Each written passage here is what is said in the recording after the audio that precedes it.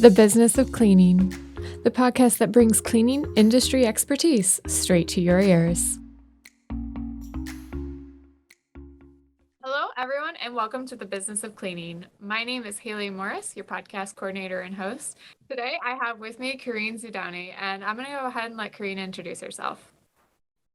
Thanks so much, Haley. I'm Corinne Zudonyi. I am the editor-in-chief of a group of publications, websites, specifically Sanitary Maintenance Magazine, Contracting Profits Magazine, Facility Cleaning Decisions Magazine, and then, of course, cleanlink.com.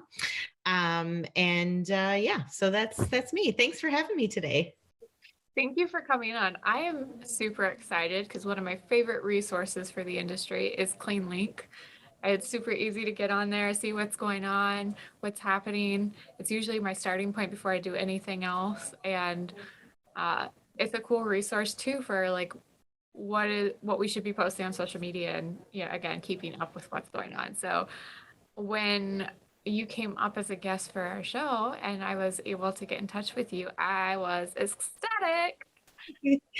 Oh, that's nice to hear. Yeah, we do. We put a lot of work into the content. Obviously, everything from the magazines goes on CleanLink, but we do daily posts on there all the time and try to make sure that we're tapping into the audience, giving them everything they need in terms of news and what's going on, movers and shakers, and new regulations, all kinds of stuff. So we work really hard. So it's always nice to hear that.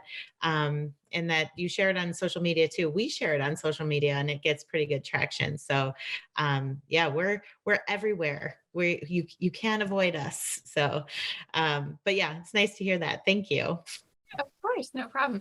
For those of our listeners who might be newer to the industry or might not have discovered you guys for some reason yet, would you mind telling us a little bit about each magazine and then the site? Oh, sure, no problem. Well, the oldest of all of our brands is Sanitary Maintenance.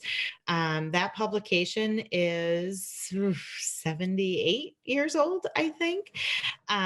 It's is specifically goes out to Jansan distributors. So the distributor partners that work with manufacturers, that middleman between manufacturers and end users. So that's a very, very popular magazine, been around for eons. Then Contracting Profits is a publication that's specifically targeting the building service contractor.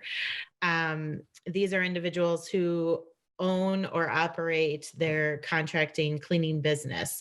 So we also are the official publication of BSCAI, which is the Building Service Contractors Association International. They are fantastic partners, and we're honored to be working with them. So as their official publication, Facility Cleaning Decisions Magazine. Oh wait, Contracting Profits. How long has that been around? I'm not totally sure, 25-ish years. Man, you're really testing my history now. It's 30 years, something like that. It's been a while. Facility Cleaning Decisions is a magazine that targets the in-house facility cleaning executive.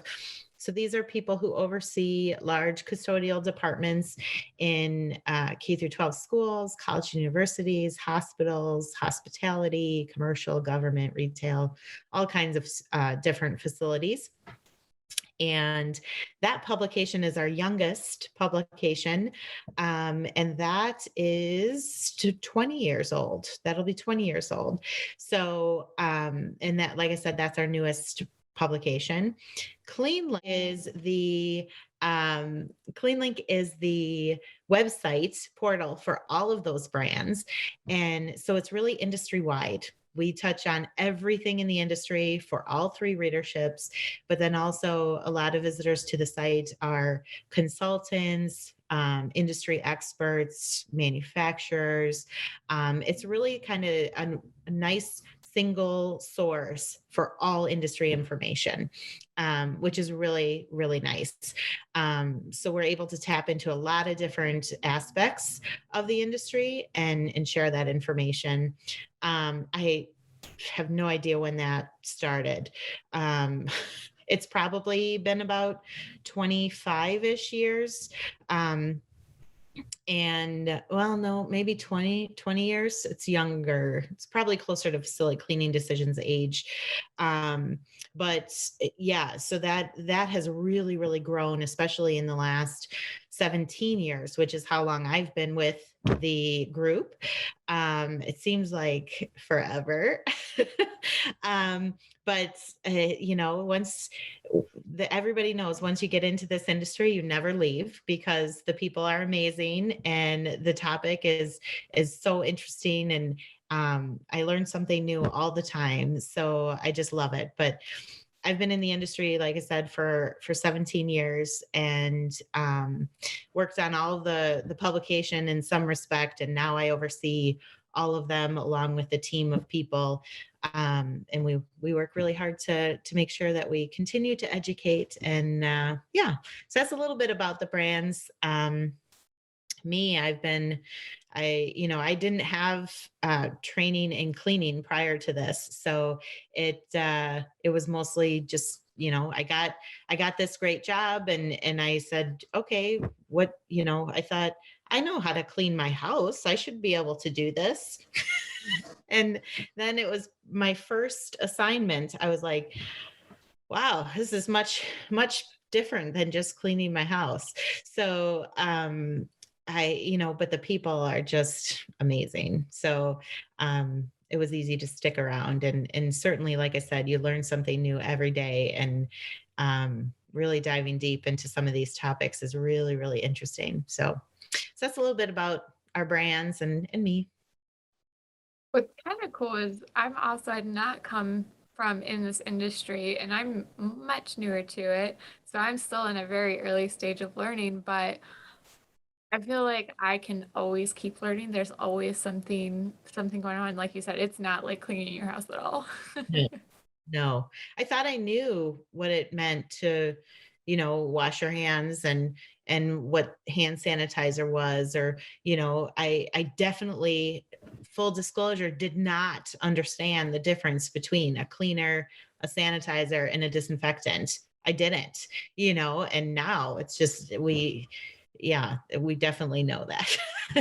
But, I was even talking to someone yesterday, and he's didn't know anything about the industry, and he was like, cleaning, okay, like, not, kind of thought that that's not very exciting. And I pointed out that the things that he sees in his normal life every single day, but just looks past it.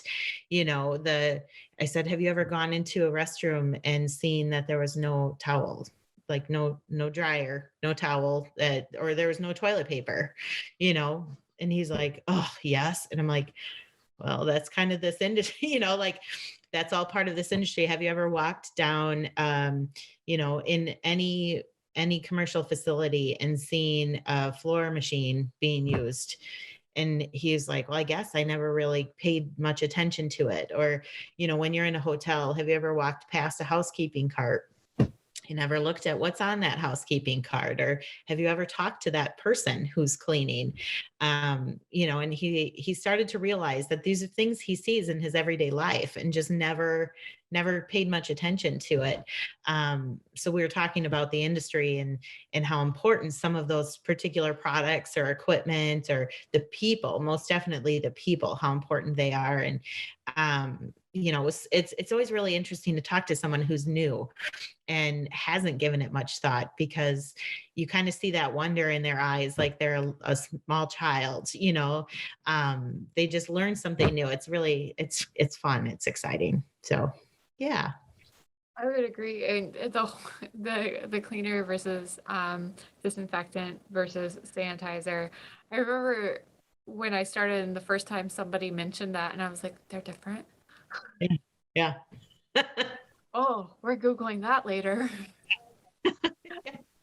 Yeah, it's you don't realize it, but actually that's one of the questions we get more often than not, is what is the difference between those three things? And, is it really important that the sanitizers and disinfectants have the kill claim of like kills 99.99 or 0.999 or 0.9999, and oh, how important is that? I mean, once it's past this decimal point, how important is that?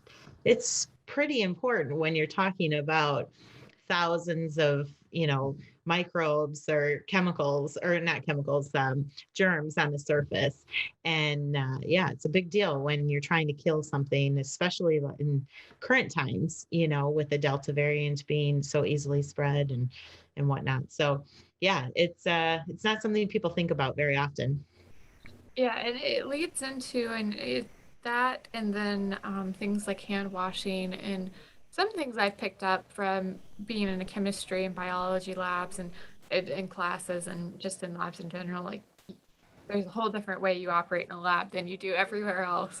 Um, so to let you know, you should never let me work in your lab. I will find a way to bring food into it. I'll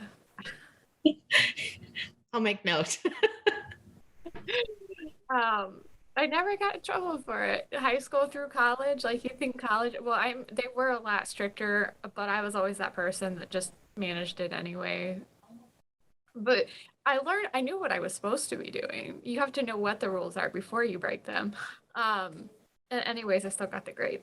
So my point is, I learned some stuff in those, and then like I always think like common knowledge, and it's the same thing with you talking like hand washing and all these, just these really basic everyday things. You think it's very common knowledge, but like, what is the rate of like people actually washing their hands again? It's not as low as like it's not what you think or would hope it would be. And then it's one of those things like, how do you communicate that or that basic knowledge? And I guess that's one thing, like coming from everything I'm learning is I go and share it then with my family, and sometimes they don't believe me at first, and then I show them, and then they're like, oh, okay. Yeah. It was, it's funny you bring that up because the hand washing thing is something that's another thing that we get all the time. Hand washing, as everyone in this industry knows, hand washing is one of the best ways to stop and prevent the spread of germs. It's so easy to do. It's so simple. Soap and water and dry your hands. Like it's so simple. You learn it as a 2-year-old, but nobody really, and myself included, nobody really stresses how important that is to a 2-year-old. Like they just tell you have to do it. They tell you as a kid, go wash your hands before dinner. Oh, you were just playing in the mud, go wash your hands. Anyone who has been around a parent, who has a parent who, they've heard wash your hands how many times, but they don't necessarily understand why they need to wash their hands. And that's something that our readers, and we try to work with our readers to provide them assistance in teaching people why they need to wash their hands. We've written so many times what the proper steps are. Sing happy birthday twice, and that's how long you should be scrubbing your hands. It was a little bit baffling early on in the pandemic when you'd see in the national media they had a famous singer on the nightly news or whatever, and they'd say, oh, did you know that her song lasts this long and that's how long you should wash your hands? And I was like screaming in my house. My husband is like, what is happening? I'm like, this is maddening. How do you not know this? Because we talk about it so often. But it's a difficult thing to teach someone because it's something they've grown up doing or been told to do, and it seems so simple. They don't realize or understand the why. And I've talked to readers about it, and we talk about, having at a school, should you have an assembly? Obviously post pandemic, it's, how do you hold an assembly? But back in the day, we used to say, hold an assembly, teach them what it means of how germs spread, and teach them that this is a simple step that you can do on your own, and it will help the cleaning department combat the spread of germs and viruses because you're doing your part. Let us do our part. And, simple things or, at colleges and universities, I talk to readers about having a booth set up. They have, we always joked when I was in college, like going down to the quad, that was a joke from a movie, but we're gonna go down to the quad, and they had all these booths set up, and it was sororities and fraternities and clubs and whatever. um, be as a department, as a custodial team, have a booth there, train people, teach people what it means um, to stop the spread of germs and what your department is doing, or if germs is your focus. We've talked to them too about Earth Day, for example. What are you doing on Earth Day? There's always, especially at a college campus, they have tons of activities. So have a booth out there and talk about what are your sustainable initiatives. What are you doing to help support that goal of being more green, being more sustainable? People too often look past custodial. They just don't pay attention to it. It's something that happens that they don't always see, and they need to see it. They need to appreciate it. And in order to do that, you have to be a little proactive, and you have to be out there and be willing to be in front of those people and share your story. So I kind of got off track there. Sorry. No, I completely understood though.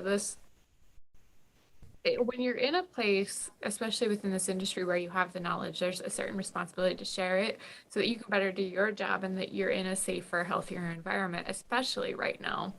Yeah. But anytime, like, I mean, my dad goes down with the flu and he thinks he's dying. So obviously, like, there's still germs out there without COVID. So he's very dramatic, and it's hard to tell if he's got pneumonia or the flu. And we found that out the hard way. Um, Sounds like my husband. Sorry. yeah, but it's just like when you go into, speaking of the labs, where I'm a very poor example. Um, But every single time we'd have a lab at the beginning of the semester, you watch a safety video. It was the same safety video for all of our chemistry labs, and it was horrible and dated and very comical. And so, like when they cut their hand with glass, it was clearly like a glove filled with something Oh like God. red goo. It was very common. And then they had somebody catch on fire, and it was a mannequin. And the mannequin stopped, dropped, and rolled. Um, and it was kind of funny because I only had 3 semesters of lab, and by the third one, it was like a running joke. But we remembered what was in the video. Like it was so bad that you remembered what you were watching. And these days you can reach people on platforms like that. If Yeah. you have a good social media following, even simple things like that, sharing it. Reels are fun. It's like a way in under 30 seconds to catch someone's attention and share a little bit of information in a fun and entertaining way. And I know people watch cleaning videos. I'm one of them. Yeah. Yeah, especially if you got a power washer. Oh, I'm so in.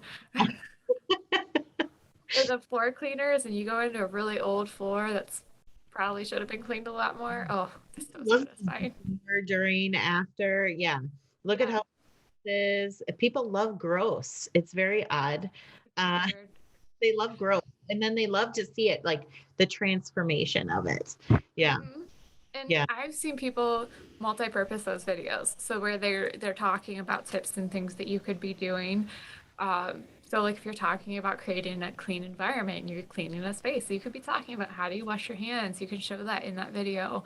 Watched a lawn mowing one because again, anything mildly satisfying.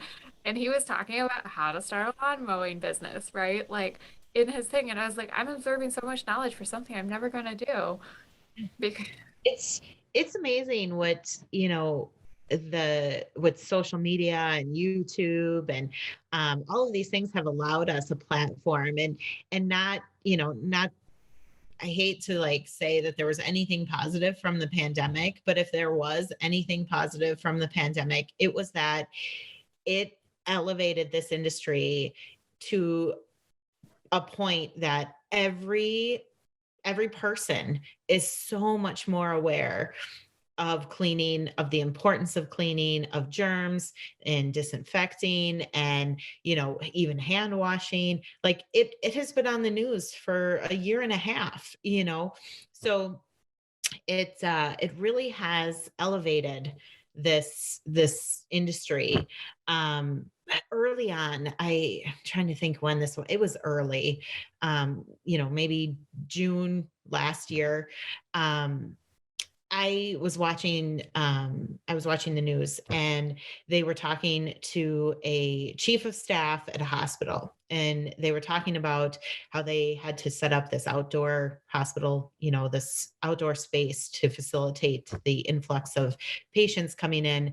And right next to the chief of staff for this hospital was the head of custodial operations. The infection preventionist was there, and then in healthcare they call them environmental services, is the name of the department, most hospitals. So she was there, and she was standing right next to the chief of staff, and the chief of staff actually only spoke for maybe 2 minutes and then handed it off to their environmental services professional, this woman oversaw all of the custodial operations of the hospital. And all she talked about was like, well, this is what we're doing to make sure that it's a clean environment. It's, obviously things have progressed since that time, but she was talking about what they were doing. She was front and center on a national stage. This was not a local channel I was watching. This was national news. And this professional was being broadcast to the country. A person who was always behind the scenes, never seen, never spoken to, like a common person didn't really pay attention to that. So that we now have this platform, and more facilities are offering a page on their website that is totally dedicated to custodial operations and infection prevention. Or they talk about it on their social feeds. They share stories. We're getting more and more stories being shared of frontline workers, which is amazing. We love the frontline worker stories. So it's really elevated this industry, and the social aspect and YouTube videos. We have so many people send, this is what our custodial closet looked like before, and this is what it looks like now. And it's like, you love seeing that. They're getting more organized, they're better funded, it's so nice. And we finally have this great platform to really propel the industry forward, which I love to see, because that's like my goal in life now, is to propel this industry and elevate these people and showcase them and shine bright, shiny lights on them. So yeah, the social platform, the videos are awesome. It's a great way to get the word out about the positive things that you're doing in your operations. Yeah, with like this awareness that's arose, and it's a different way to approach it on social media and just pulling them into the spotlight. And then you're seeing custodial teams. So, for example, we just had the University of Toledo on, and their director of essential services and one of her managers came in and actually just recorded in our studio, and so went live this month. And one of the things that they've done is their scheduling is different. And it seems like a small thing, but now they're cleaning during the day when students are there and as things happen. And one of the things they're excited for is they can interact, they can answer questions, they can talk about what they're doing. There's a lot more communication on how things are being cleaned, when, why, those types of things. And then their staff is right there in plain sight. And that's, most of their staff is cleaning during the day. And there was this idea before that is starting to seem like it's starting to kind of be eroded, that our cleaning staff needed hid, like that they were going to be like the magic elves in Harry Potter and just get things done behind the scenes. Yeah. And the one thing that COVID did is it came in like Hermione Granger and said, nah, nah, nah. Yeah. So it's really cool because, I was telling them a custodial worker is the one who taught me to shoot a basketball when my gym teacher was too busy dealing with the kid that eventually ran into a wall and broke his arm. Yeah. Um, and they've always been a friendly face. They're really, really just genuinely, like you said, this industry, really, really cool people from the frontline workers to the people managing the teams. I've always loved the people I interact with in this industry. And some of my fondest people at different workplaces are those workers. And so now they don't have to hide, they get to be highlighted. People Yeah. can appreciate what they're doing. And then if somebody is, the budget's a little tight, you can open up that conversation and people are open to having it and a lot more willing to take in their expertise and what they're saying so Yeah. that you can get where you need to go. And sometimes like the budget's tight for everybody, but like as we start to move past and forward and we start to get into a new sway for things, then we're going to be able to open up those things again and open up those conversations and say, what do you really need to succeed? What can we do to help you do your job versus just pointing out that something needs cleaned and hoping they get to it. Yeah, it is. You mentioned the people adopting more daytime cleaning. There was always talk of that over the years. It's a nice, it always was paired with a green sustainable initiative, because then you don't have lights on and energy happening at nighttime. You're doing it during the day. But now, because of the pandemic, some people have called that, the cleaning theater. And I suppose there's an element of that happening because it's really a move that's going to help ensure building occupants that cleaning is happening. It's happening because you can see it. But the cleaning theater is something a little bit different, but because it's like excessive or fake cleaning, I guess, in some respects. But really daytime cleaning is really beneficial in terms of, like you said, giving awareness to these people, showcasing the importance of cleaning. But you're putting a face to the project now. When there's nighttime cleaning happening and your trash doesn't get emptied, and all of a sudden you come to work the next day and your trash is not emptied. How many times do cleaners hear about that? Like, oh, they must not have been here. They didn't do anything. And it's like, nope, they're a human being. They missed your trash. Like, you could throw your own trash away today and they will get it tomorrow. I mean, it's not, things happen, accidents happen, but now that these people are more present, they see, oh, Haley, you're coming in to grab my trash. Let me help you with that. Thank you so much for doing that. There's so much more appreciation. There's more respect. It comes with some challenges. Obviously, you have to make sure you're using the proper equipment that's going to be low decibel, that's not going to interfere with work, or chemicals with VOCs and things like that. There's certain things that you have to adjust in order to have a daytime cleaning program. But in terms of showcasing these workers and the importance of what they do, it's by far one of the best things. And like you said, it's funny you mentioned your janitor teaching you basketball. My coworkers at my team at the office tease me because I often refer to my janitor Jim, and janitor Jim is what we actually called him. His name was Jim, but we were kids, and we, instead of Mr. Jim or whatever, we called him janitor Jim. And he was my school janitor when I was a kid. And and then lucky for me, he got transferred from the elementary school to the high school at the same time that I was moving to high school. So I literally had janitor Jim for all of my childhood in school. And he was amazing. I got a bee sting, and he was the one that took me back to the trainer's office, helped me get taken care of. And they didn't know if I was allergic to bees. It was a big deal. But, it's just, these people they make a big impact on building occupants, whether you're a child or you're an adult.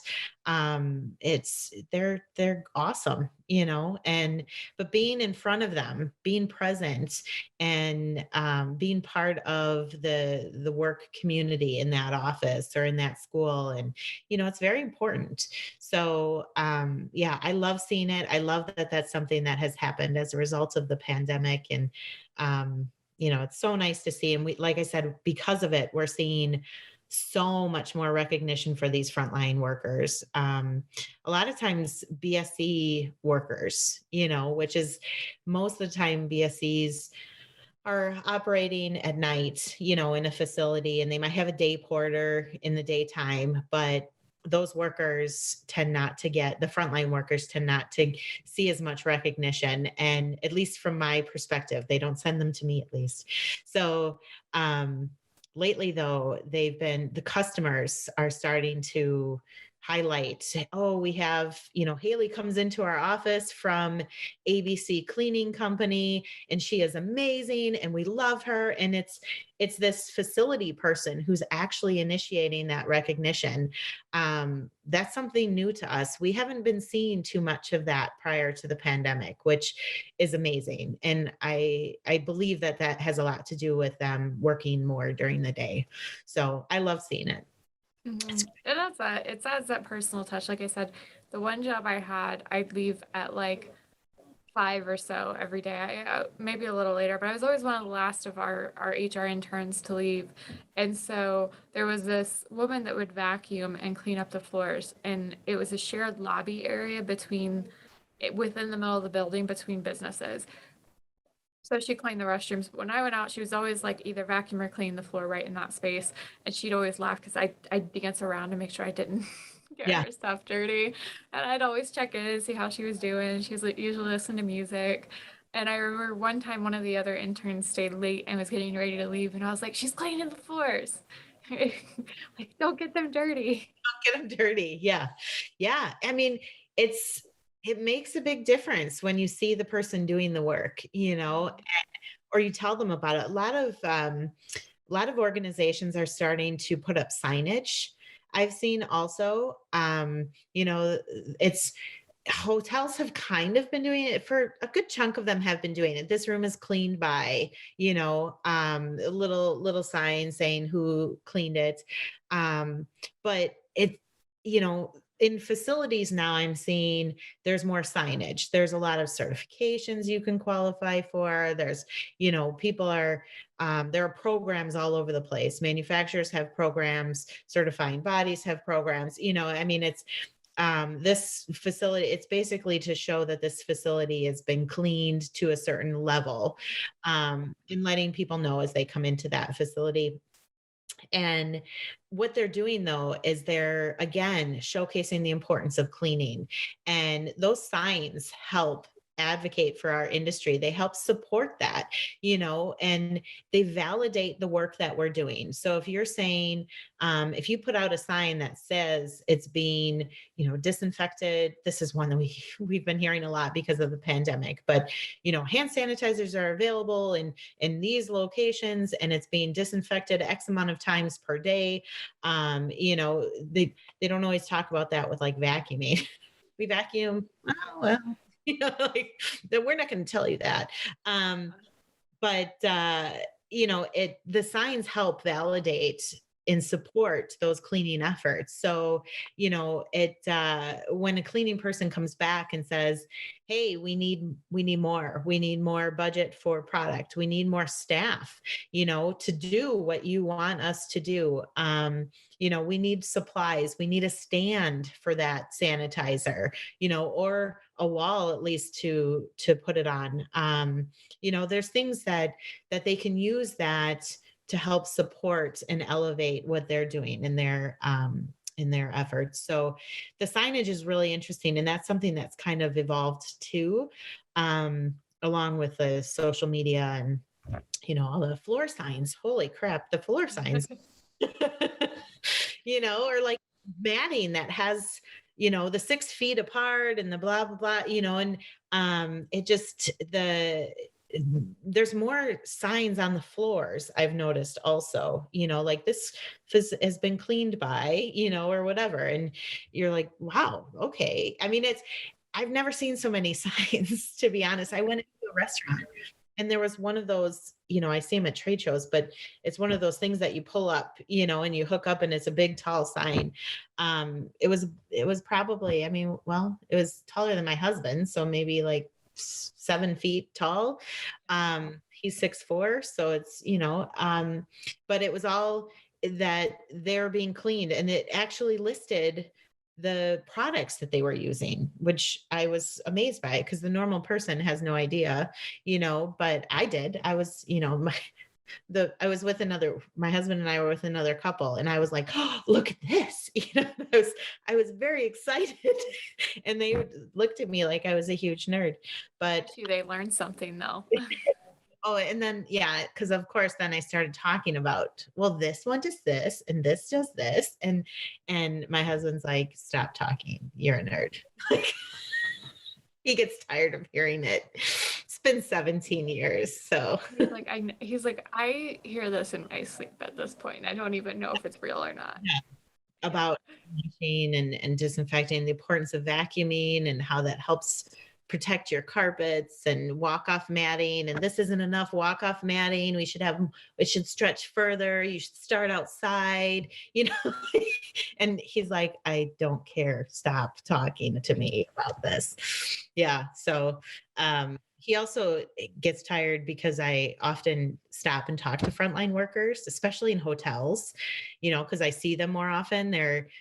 When I would travel, but we'd be walking to our room and I would stop to talk to every housekeeper that is cleaning. And how are you today? Thank you for doing this. Whoa, and he's like, come on, let's go.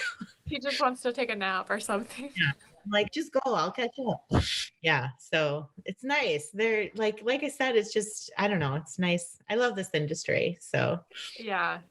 Well, and with like the signage, there's something that we released several months ago called Scan for Clean, because we produce software through Janitorial Manager. That's the parent company for the podcast, and it goes right along with that communication of what's being done, when the last time something was cleaned.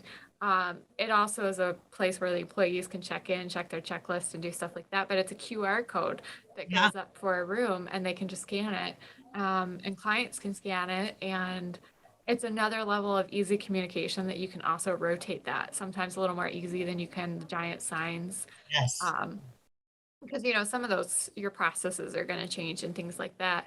So that has gained so much popularity. In fact, if we sell nothing else of our product, we could sit to sell that, because people love it. They love that they can not only find another way to communicate with their team members, but share and promote and validate everything that their team is doing.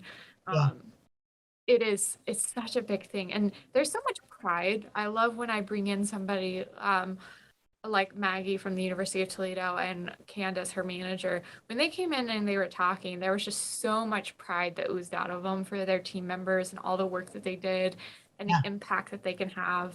And they were talking about the relationships that their staff has built with the students, yeah, especially in like the dorms and things like that. 'Cause, being on a university, I was there for 5 years. I was ready to be out by the end of 5 years, but I was there for 5 years. So there is, when they can highlight that and share and kind of brag a little bit about their teams, they want to. And I feel like so many of the leaders in the industry that I've talked to, it's the same thing. Like, they know, most of them have done that job at some point, and they know how hard it is, and they are so excited now that they can actually do what they want to and highlight what their team's doing and kind of give them that kudos. And yeah. It's funny you say that because, our readers are the business owner or the head of the department, or on the distributor side, there are a lot of the business owners or the top salespeople. So whenever we talk to them, if we want to do a profile, for example, we'll reach out to someone because we've learned that individual has done these excellent things, and they've they've grown their business, or they've, single-handedly achieved great results, in business or in this industry. So we'll call them and we'll talk to them and say, we're interested in talking to you more and hearing your story. I am not kidding you. 9 out of 10 times, we will start talking to that individual, and we will be talking with the intent of learning their story and telling their story. And 9 out of 10 times, they spin it to be about their staff or their team or the people that work for them. And it's like, yes, they're great. Let's talk a little bit more about you. And then they're like, yes, and then this guy on my team, and then this woman. And it's like they love to promote their teams and the people that they work with, because like you said, they've done it, they've been there, and they know how hard it is. It's funny because I clean my house, and it's a lot of work. I do it for a day. It takes, like, if I spend all day and I'm going to do all these things, I'm going to do the woodwork, I'm going to do the floors, I'm going to dust everything, I'm going to clean everything, I'm going to disinfect all of it, bathrooms, everything. And at the end of the day, I'm like, oh God, give me a drink. Like I need to just relax. I just want to sit here and sleep and or soak in a bath. And then you think about it, and these people do this every single day. Every single day they clean that bathroom. Every single day they're vacuuming and doing the baseboards, and they're making sure your facility is clean every single day. That is not easy work.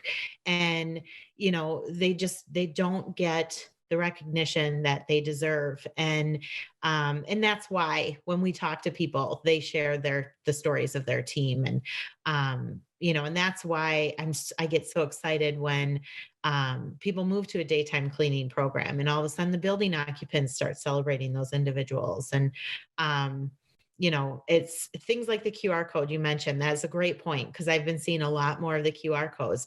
People are using that, and they're seeing the great things that these people are doing, these frontline workers are doing, and what programs, what they have in place and in their program. And I had no idea that we used green certified products. I had no idea that our facility is going to, trying to achieve this certification, or that we have these sustainable efforts in place, or that, really the bathroom is cleaned multiple times a day. Like, well, I didn't know that. I joke to people, which, I mean, is pretty common in the industry, but we joke to people that I do, that their cell phones are so disgusting, and and it's worse than the toilet seat, which everyone in this industry, I think, has heard that that your cell phone is dirtier than a toilet seat in this. Anything else. Yeah, I mean, that's because those cleaners are in there all the time. That's why it's so clean, and people take advantage of it because they don't realize it. Yeah, so. Yeah, it's funny you say that people love the pride that they have in their teams and their staffs, and because we hear that all the time. And we have these in both of our end user magazines, we have a section called Faces of the Frontline. And in each issue, we highlight one individual on the front lines, both in-house and then in the building service contract industry. And the people, they send nominations for these individuals, and they're awesome to read, because just the nomination for them is just amazing to read. We try to feature as many as we can. If we don't get them in print, we put them online. And then the pride that comes across in their submission is awesome. And then it's always cute because they'll ask us, well, when is it going to run? Is it going to run because we want to surprise this person? Like, they didn't tell the person that they're even nominating them, and they want to present it to them as in a celebration. And then I'm like, oh my gosh, we're going to get it on because we gotta help do this, So just giving that recognition to your team is so amazing, and we're happy to help do it because we love those stories. So, but you're right, everybody, so much pride in this industry. It's awesome. Yeah. I feel like any other situation you can go up and like you said, you can ask somebody about themselves and they're gonna rattle on. I know I will. But I love to talk. They will rattle on about themselves very confidently. They'll tell you everything about their story. And I feel like this is one of those where you start a conversation. Fortunately, like I love to hear all sides of it, especially for the show. But you start a conversation, you want to get to know about this leader and how they came up in the industry. Um, and you usually just end up learning about their team very quickly into that conversation. Like without fail, their team gets brought up. And it's it's the coolest thing. And now they're finding ways to share that, like you said, through the nominations and other platforms to share and brag and get to highlight. And being able to do that, like we were saying, that communication with the people who are going through these facilities and using them, that appreciation rises. And then usually they'll ask questions. They'll be talking, like toilet paper runs out. I always feel bad when I have to be like, the toilet paper ran out. I know you're probably replacing it, but I figured I'd let you know because there's like not much of one roll left for 3 stalls. Right. So, like you never want to be rude, but like they'll also come up, they'll ask about different things that are going on. And then when that person starts explaining it to them, they'll listen, Yeah. which people are very across any plane that you go. And I feel like it's a truth that people are very good at listening to react and not respond. And that we're, as a human race, not very great at it. Um, Yeah. Yeah. as a whole, but they'll listen and they'll engage, and they'll just be appreciative of that knowledge. And then usually they go back and brag and be like, did you know so and so does this every single day? Yeah. And then sometimes they're like, we should clean our desks so they don't have to do that or whatever. Yeah.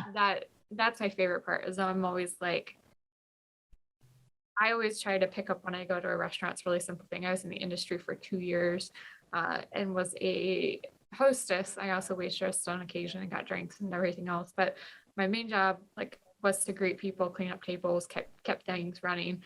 And I always stack my plates, unless I'm at a fancy restaurant, because then I know it's rude. But Yeah. I always like stack my plates and clean things up. I'll even wipe down the table if it's super dirty. Like I walked into the restaurant I used to work in, and our small room, I say ours, even though I don't work there anymore, the small room had just had a team come through and she'd picked up all the stuff, but she hadn't wiped down the tables yet.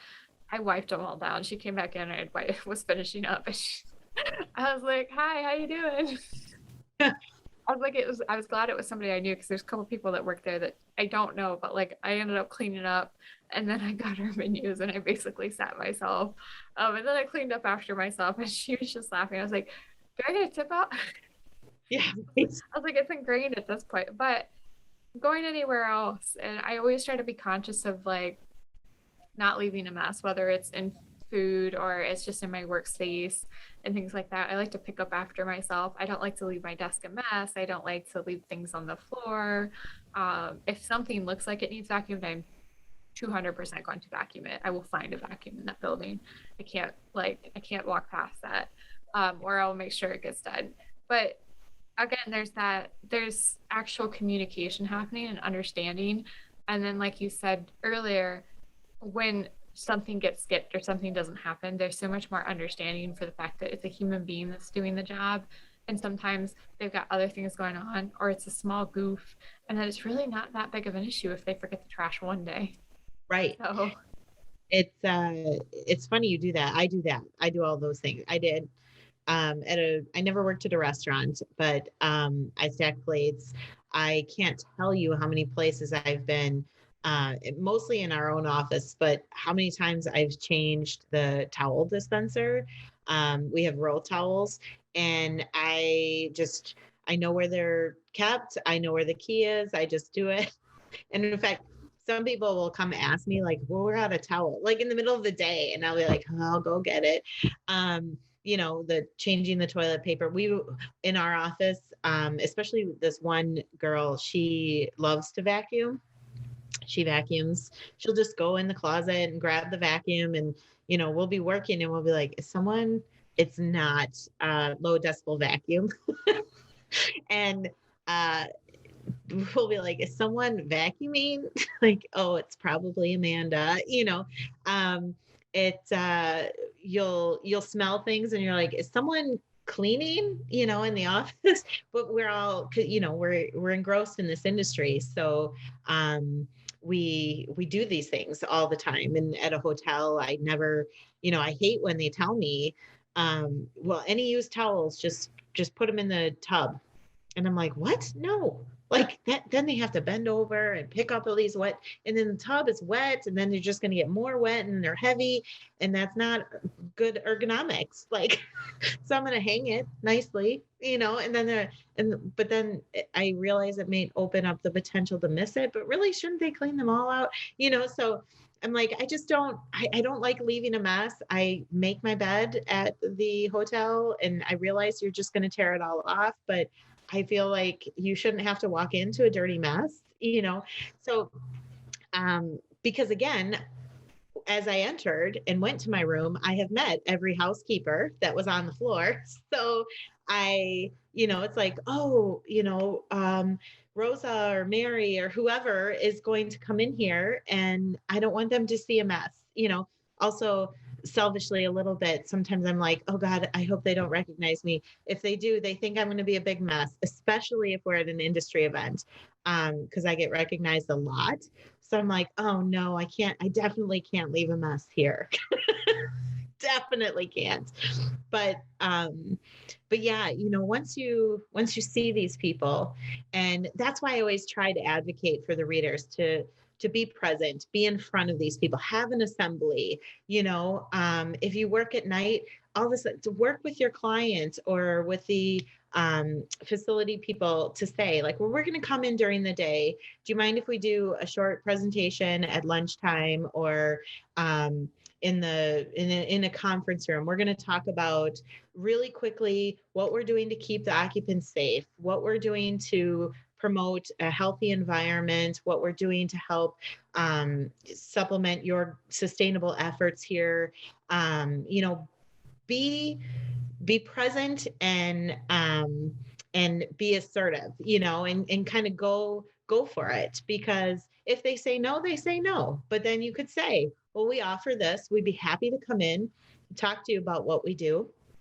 And and then bring some of those frontline staff. If you have somebody who comes, if you're a BSC and you have, Haley comes to that office every single day, then bring Haley with you. And, or bring someone from your staff that you can show, like, okay, this is Haley. She cleans your office. And this is what she does to clean your office and keep you safe and healthy.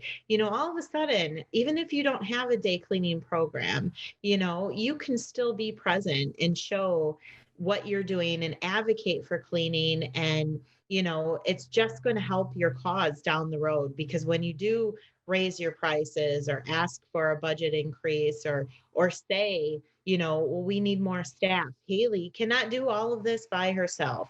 Or we're going to implement this new piece of equipment that's going to help Haley do this job, then all of a sudden they know Haley, they know what she does, they know a little bit more, instead of just getting your invoice or, being a spreadsheet in a budget. It's just, you just have to be your own advocate. And we try to tell people that all the time. And, I hope that it's resonating, because I think it's going to be one of the best ways to help propel this industry, stress the importance. And now is the time, because of everything we've gone through in the last year and a half. Cleaning is a big thing, and people are paying attention to it finally. So it's unfortunate that it takes a global pandemic to get there, but it is what it is, and hopefully that'll help the industry move forward. Mm-hmm. Well, I know one thing, and this is we had somebody who used to come clean our house once a month, the deep clean, because we have 5 people, and well, now we have 2 dogs, but 1 dog at a time. And so like a lot was happening, and we live in a big house to keep it like houses all comfortably. And so it's hard to keep clean, like the cleaning the bathroom things. I'll be cleaning mine, finish my, we'll clean together, and I'll come out. My dad's like, I cleaned 3. And I was like, no, you didn't. There's no way. But we always knew the girls that would come in. We usually had to have the same girl for a while. We'd use them 2 different times. And I would simply like being able to have a face-to-face conversation when she came in or whatever. When you're able to bring that team member in front of them and let them have those conversations herself, like it helps develop a relationship. But sometimes like when it comes to investment and equipment, like for us, it was always like what stuff to, because she'd use our house supplies and stuff, and she'd bring some of her own, but she would also use ours. And so it would be like, oh, did you know we had this? It can be the same at an office. Do they know about all the stuff that you have in the office, or is there something missing that you could be having in the office? Like that would make it easier for them to clean when they're here, but also if a team member needs it to clean up. So the one example with her was she was talking about they were looking at different things to clean up pet hair. And I was like, oh, well, my friend has like the furriest cats ever. And this is what she uses, and it's reusable, and you don't have like those tear strips or anything like that. And so she got super excited because then she was like trying to figure out what she could request because um, so she had an idea, and then she'd be able to come and just mostly my hair because I shed like a dog, I swear. Yeah, Um, yeah, I know you got that beautiful thick head of hair, so like out of I here. lose more hair than my dog. My dog does not shed, and I do. So I saw her with a tool at our house like a couple weeks later, or probably a month later, whatever. I think our schedule was on the monthly one at that point. But like it's the same thing in the office. Easy ways to clean up and stuff. I worked in an office where we had barely any equipment, and so like if there was a spill, we also had night staff. We didn't know what to use. We Yeah, didn't have like the thing that you would typically grab versus if you have that communication going, it's easier to have stuff like that on hand. So yeah. Real quick, pet hair, pumice stone. hmm. In our car, we couldn't get our dog hair out of the car seat, and a pumice stone was the solution. So I recommend it. But yeah, you're right. Again, having the staff create that relationship opens up a door to encourage communication. And this happens a lot, whether you're an in-house staff or a building service contractor. The executive, the manager, the owner is not on, they're not at that account. They're not in that building every single day. They're not going to be there to answer questions. The person who's there is the frontline worker. And if you create an introduction or at least an awareness of this individual, their building occupants are more apt to say, like, Haley, right? Yeah, Haley, we had a spill yesterday. I didn't know how to clean it up. In the future, like we did this, but in the future, is there something I can do? And, but if you're just walking around a building, and I don't know, especially if it's a crowded building, and I mean, in our office is relatively small. If you were walking around a building, I'd be like, hello, like, who are you? But if you're in a big building and they don't know who you are, they're not going to go up to you and ask that question. They had a spill and they would have left it, because they don't know what to do, and they don't know. They opened up the janitor closet and they don't know what to use.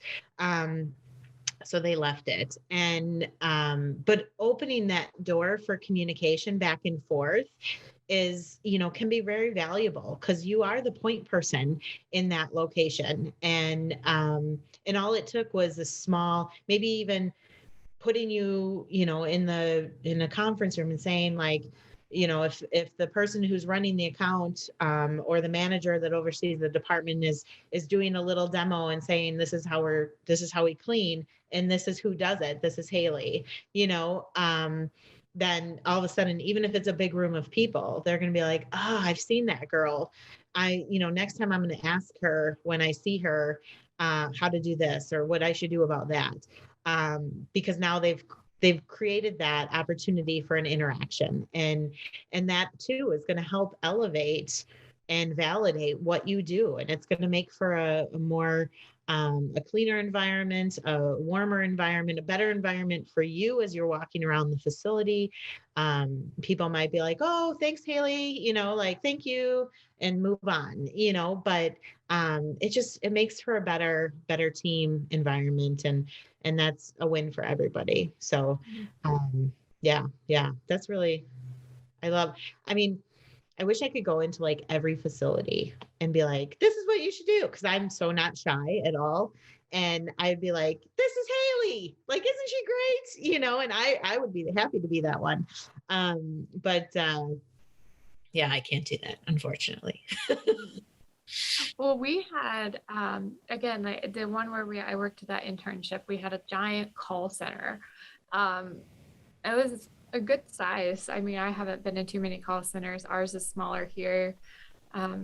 Customer service roles, part-time positions, and shared desk. So people didn't have assigned spaces until they'd been there for, was it a year or two? I can't remember, but they'd have to be there for a little while.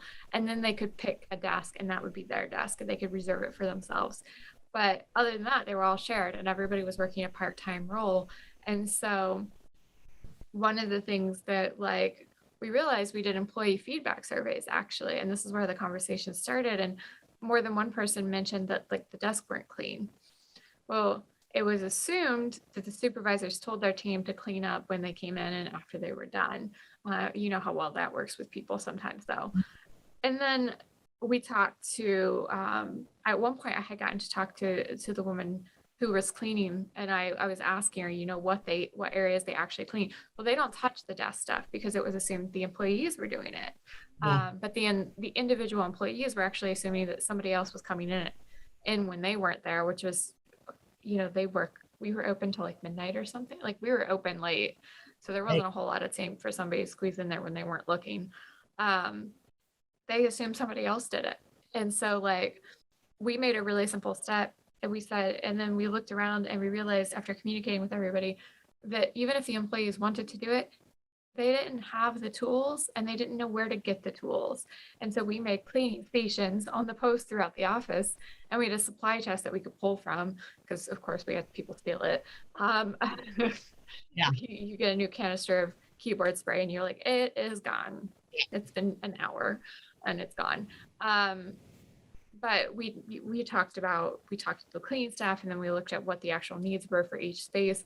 And we actually went through and we cleaned the entire call center as interns as a basis. So made a nice clean slate. We cleaned all the dust.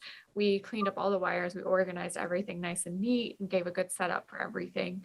And then we put out all the cleaning stuff and we kind of talked to people as they were coming in, and people started cleaning their own spaces. And then we note the cleaning staff had actually reached out and said, hey, it's really nice and clean. It's easier to clean this space when we come in. And sometimes they got to more stuff, they were able to do more like in the break room and spaces like that. The community spaces, which, we'd clean up after we had events, and certain people would clean up after for themselves, certain went. But miraculously, they had the tools. We had set the basis and we had just asked people, and all of a sudden they were cleaning their own workspaces, or they'd come in and the person before them did, and so they would clean it. And then, because you had they shared desk and they liked that they came into a clean workspace. That was the big thing, is that we set the basis for what they should look like. And then supervisors liked it. And so if they saw somebody who wasn't doing it, they were actually reinforcing that was the expectation. So it was crazy, and there was so much positive things, and we didn't even have to bring the person in, but we talk about what they're cleaning. We had the conversation, we opened it up, and we talked about they can't clean hundreds of call center booths that aren't very big and are full of corners and dust, and they can't do that once a month, let alone every single day. You have to clean up and maintain your own space. And building occupants don't always realize that. So, similar example is at our facility. We have a small facility. It's cleaned by a building service contractor. And, not everybody at our company focuses on cleaning. We have other categories of publications and media products. And But those of us in the cleaning group, we're super aware of what's going on and what's not. And I had a conversation with somebody who said that in their cube, it was super dusty.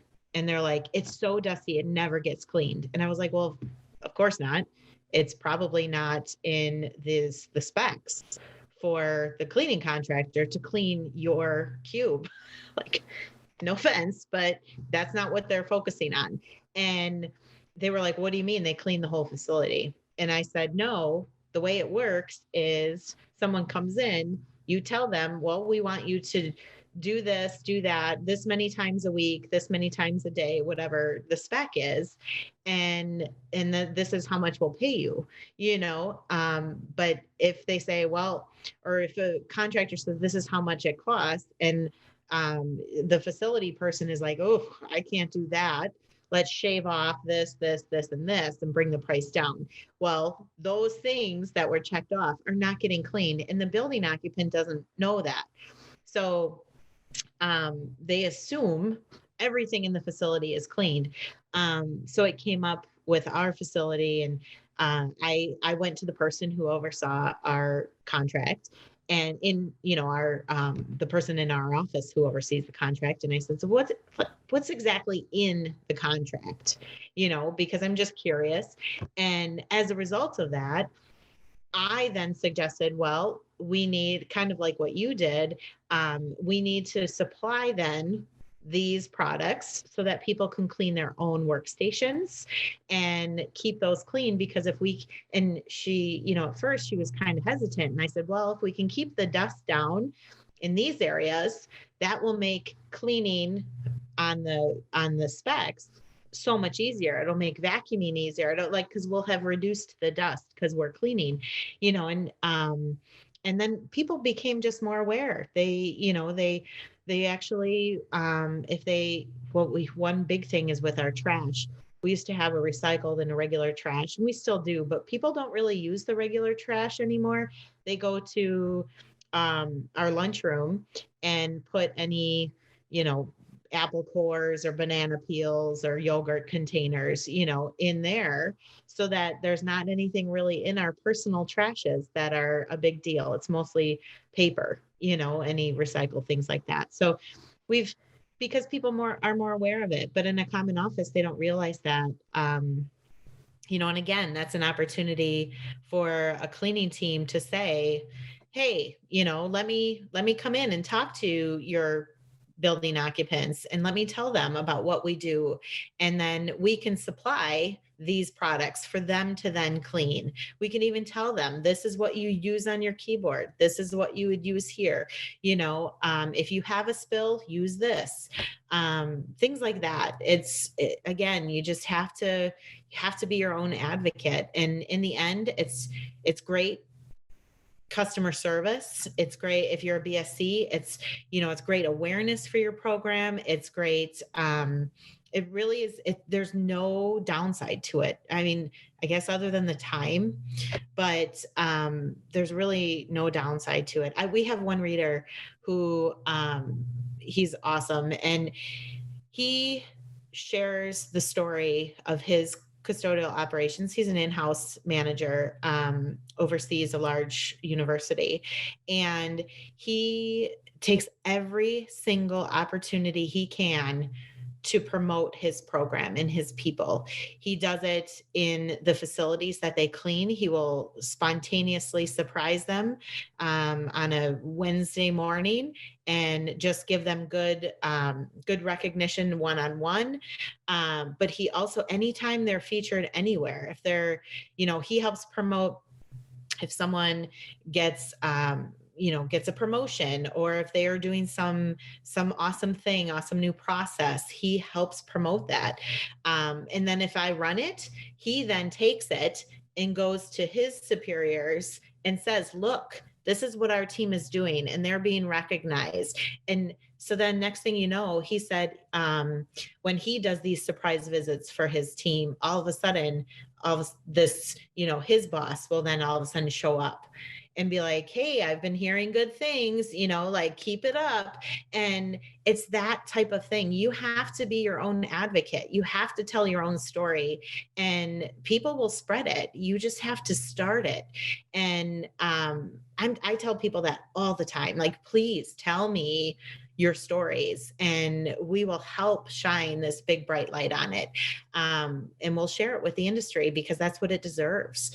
And but you have to start, and you have to, little things, start with your telling your building occupants, start being that educator to those people who don't understand that cleaning a facility, professional cleaning, is more than what it takes to clean your house. You have to be that person to tell them that, because they just don't know. I mean, we had celebrities singing their songs about how to hand wash, and this was like earth shattering to them. Like, this was revolutionary. And it's like, what you are, I mean, there was one, I forget who it was, but I remember saying to my husband, like, he's what, 70? Like, and he didn't know how to wash his hands. Like, so they just don't know. So it's up to us to really be that voice. And I think it'll resonate, and it'll continue to elevate this industry. So that's my 2 cents. I agree with it though, and it's going to do many, many things. It's going to make your brand look so much better. It's going to make it so much easier to do the things that you're doing because people understand now. But also, it's going to help you retain your employees. They're going to feel recognized and appreciated. And then it's going to help you retain your customers because they're going to feel connected to you. People want to buy from people they know and from people they like. And so also, people buy from people if they can put faces to it, and they can know that the investment that they're making in the service or the budgets that they're giving you are worth it. They're going to want to keep doing it. And if things need to go up in price, or you need to expand your services because a crazy worldwide pandemic hit suddenly and things are much more chaotic and dire than they used to be, then there's a lot more flexibility to do that. So because they want to work with you, and you're higher on their priority list versus like expecting the building to just keep miraculously getting cleaned. Right. I mean, that's a great point. I mean, personal service is something that this industry, just person like that, this industry is all about the people. And the listeners didn't get to hear this, but when Haley and I first got on this call, I was saying how much I love this industry and I love the people. And when we go to trade shows, it's the people that come up, and they stay in this industry forever, but it means any event is like a gigantic family reunion, and there are great people in this industry. And, people want to work with you because you're great, and that's the bottom line. And if you show them how great you are and how great your team is, they will want to maintain that relationship. They want to stay friends with you. And, that's going to help secure your customers, like you said, retain your staff. And there's people, like you said, people want to work with good people, and you have to show that you're good people. So even if you're shy, that's still, you can still be out there. You can still share your story. And so, and if you're shy, then come talk to me. I'll help you. I'm not shy. It's a good thing. I mean, we were joking about your celebrity status and how it impacts your life as a whole.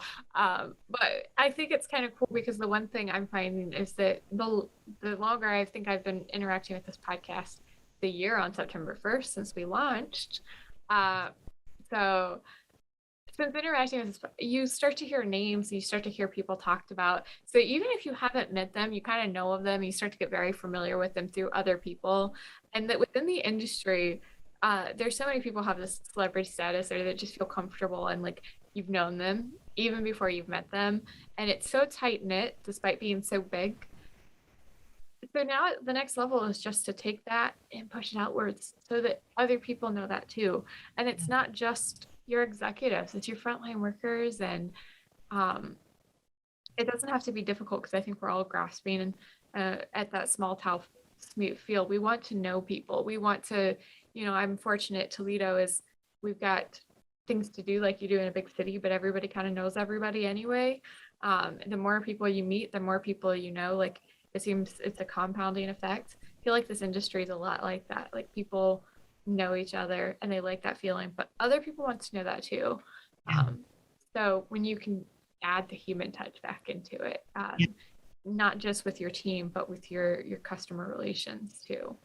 I agree. And, now with, the technology that has exploded as a result of the pandemic, video chats like this, and Haley and I were talking before too about how it's nice to be on these video chats because you can actually see somebody. But now, like, I have noticed, and I said, I don't know if my marketing department did this or what, but I feel like my little headshot is a little picture, and I see it everywhere. And I see, I saw little pictures of people that I might just be emailing with. They have their little picture in their email. So we have that capability to add that personal touch. And I mentioned earlier, and especially in hotels, but you're seeing it more now in other facility types. This is cleaned by Haley. Well, now imagine what it would be like to a feeling if you offered a headshot to all of your frontline workers. I was at an industry event where they were offering headshots in the corner. They had a photographer set up and they had a backdrop, and they said, it's free. Go take your headshot. We will email it to you. You just give us your email. We'll email it to you after the event. And the line for that was amazing. People were lined up just to get a professional headshot by a professional photographer with a plain background because they didn't have it. And these weren't frontline workers, but imagine if you offered that to a frontline worker, and if you put a sign up that said, this classroom is being cleaned by Haley, and then you have Haley's picture sitting right there. Imagine the pride that person would have as they walk around that facility and they see, like, yep, I'm Haley, like in my pictures there and there. It's funny because editorial, you mentioned my celebrity status, which is comical, but when you're young and you get into industry of magazines and you start writing and you have your first byline, your first byline is just amazing. You're like, my name is there, it's in print and it's sent out to everybody and I'm famous. And you're like, nobody reads a byline, but okay, like as you get older. But and then you grow and you evolve. And then my face is in the first magazine. The first time my picture was in the magazine, it was like, oh, I've made it, and now my picture is everywhere. But but it's like there's so much pride in that. And imagine if you offered that to a frontline worker and you put their picture on a sign and said, this space is proudly cleaned by Haley. You've automatically put a face to that task, to that role, and you've elevated it just by putting a face to it. And it's something so simple, and these people probably have never had a headshot taken, and it doesn't need to be in a suit and a tie. Certainly if they want to, but just give them a headshot. It's so impactful, and you'll be surprised at how your workers will react to that. So it makes a big difference. Even on my staff still is very proud of just a byline, and I think back to those days, and like that was, and now I have, so many bylines, but it makes a difference, and it elevates them, and it helps. So it helps advocate for what you're doing and the people that are doing it. So yeah. I don't know if I got off track, but no, I agree though. Being able, like, tying it into how you can showcase these people, actually their face. So when you can't put them directly in front of your customers, you can still have them there. And it makes it personal and it makes it more engaging. And then the headshot thing I've noticed, and I've kind of been thinking about if maybe I should get us to do it here at some point. We have somebody who can take great photos. We just need a good location. I got our CEO to update his headshot, which I needed it. So I was very happy with that. Uh, but I help somebody develop their LinkedIn profile, which seems like really simple and not everyone needs one or has one, but she's in sales and she wanted to clean it up. And so she kind of let me go in and help lay it out. And I didn't really do a lot. But I just cleaned it up, made it look professional. And I ended up at one point coming in and saying, I'm going to take your picture today. Okay. And I got a nice headshot of her where I cleaned it up and sent it over. So it was like brightened and the background was blurred out. And we put it up on her LinkedIn. And so now like people find her there, especially working in the software space. They're probably going to look you up at some point. Right. But now she has like that headshot. She can use it for whatever the heck she wants. She can use it in our company chats, and all these other things. And it's just a really nice way when you're interacting on a virtual level, or when you're not having that chance to interact, that seeing somebody's face makes all the difference. Yeah. And the headshot too, it validates the profession of this industry. I mean, people might think like, well, you're not an executive, you don't need a headshot. Well, why not? Like literally, it is a picture. Just take a picture. You don't need a photographer, you don't need a fancy camera. Cell phones have amazing photo quality. Like just use a cell phone, find get a solid shirt, don't get something too crazy, because like patterns tend not to be good with headshots, trust me, I've taken them. But get a solid shirt, find a nice, normal background, and just take a picture. Take a couple so you have them, because inevitably someone's going to look like they're mid blink or, something. But just take a couple headshots. It's not that hard. And it really, you'd be surprised at, how these people all of a sudden start standing taller. We did it at our staff, and they used to only take headshots of the editors, and because we needed them for the magazine. And then one year, for a big issue, we had a big celebratory issue, and we made our sales team, our publishers and our whole sales team, and then all the editors, and including the introduction editors, the people who are brand spanking new, smack out of college. And we said, well, everybody's getting a headshot. Wear a nice top, guys, blazer. If you want a tie, so be it, like whatever you want. And we took headshots, and all of a sudden, these younger people that had just recently come out of school were like, I'm now this, like, they were just so much more prideful, and they're like, my pictures in the magazine, that time that I got my first editorial photo, and that pride that I had, they had that pride, and they shared it with people, and look at me, oh mom, here's my magazine with my picture in it, but frontline staff are going to do the same thing. They're going to be proud, because now they're also going to be a little maybe more attentive to their work, because now their face is associated with that project. A personal story, I in the magazine one time, I was not pleased with some work that had been done, and I said finally to the individual I was kind of not fighting, it's harsh, but we were going back and forth, disagreeing. And I finally said, I'm like, well, my picture's in this magazine, my name, and if there's something wrong with it, people come to me, and so therefore I need to be confident that what we're putting out is to my standards. And I, unfortunately for them at the time, my standards are like way too high. But I said, like, this is a reflection of me, because my face and my name is, it's associated with that. And that's how these frontline workers will feel when their face and their name is associated with this classroom, or with this hotel room, or with this office building. If Haley's cleaning this and it's like, Haley, you missed 6 garbage cans, like, people, you're gonna start to be like, oh gosh, but if you're just some no named person that never gets seen anywhere, it's a different story. Like there's pride to being associated with something. So yeah, I think I think it's a good idea.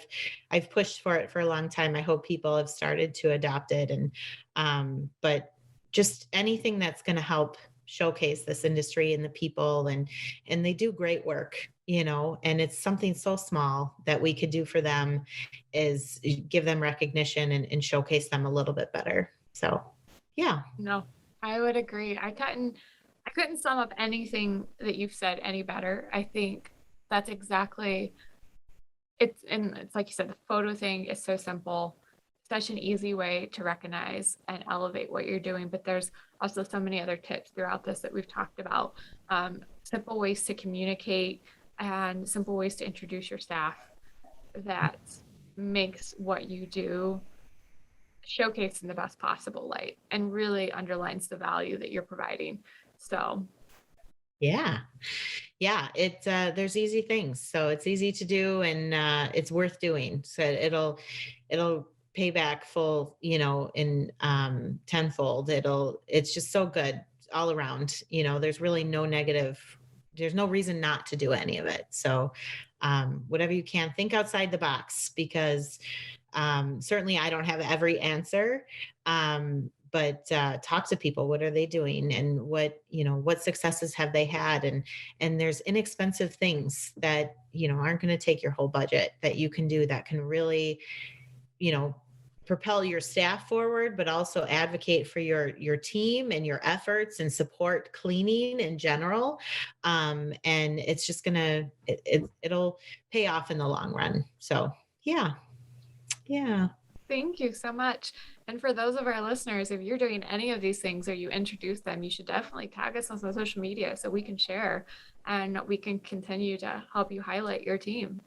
So Yeah, I would welcome that. Please contact me anytime, anybody.